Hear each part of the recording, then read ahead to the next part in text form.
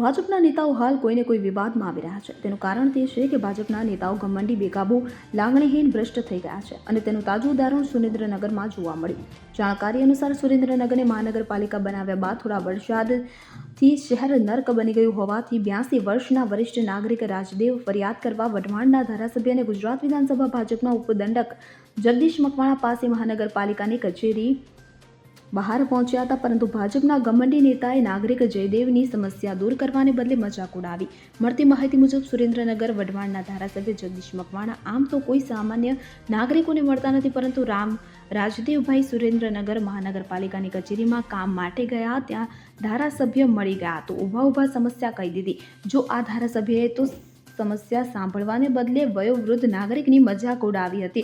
તેમણે ઘમંડી શબ્દોમાં કહ્યું કે અમે બધું કરીશું, પણ વરસાદને તમે રોકજો, અંબાલાલને કહેજો. આવી મજાક કરી, ઠઠ્ઠામસ્કરી કરી અને હસીને ચાલતી પકડી હતી. મહત્વનું છે કે સુરેન્દ્રનગરમાં સામાન્ય વરસાદે શહેરની સમસ્યાઓમાં અનેક ગણો વધારો કરી દીધો, ત્યારે કોઈ અધિકારી કે નેતા ફરિયાદ સાંભળવા તૈયાર નથી. લોકોને પ્રાથમિક સુવિધાઓ મળતી નથી, ખરાબ રસ્તા, પીવાના પાણીની સમસ્યા. ત્યારે આ સમસ્યાઓથી ત્રસ્ત વયોવૃદ્ધે નેતાને મહાનગરપાલિકાના કમિશનરની કચેરી બહાર પકડી પાડી સમસ્યા સંભળાવી દીધી. પરંતુ તેમને ક્યાં ખબર હતી કે ભાજપની ભૂંડી સરકારના ધારાસભ્ય તેમની સાચી વાતની મજાક કરશે. ત્યારે ગુજરાતના નાગરિકો આ નેતાના વર્તનથી તેમના ઉપર ફિટકાર વરસાવી રહ્યા છે.